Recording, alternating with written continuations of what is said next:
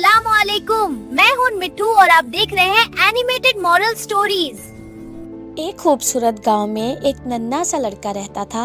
एक दिन उसे अपने घर के कमरे में एक जोड़ा जादुई जूते मिले जो हल्की हल्की रोशनी में चमक रहे थे।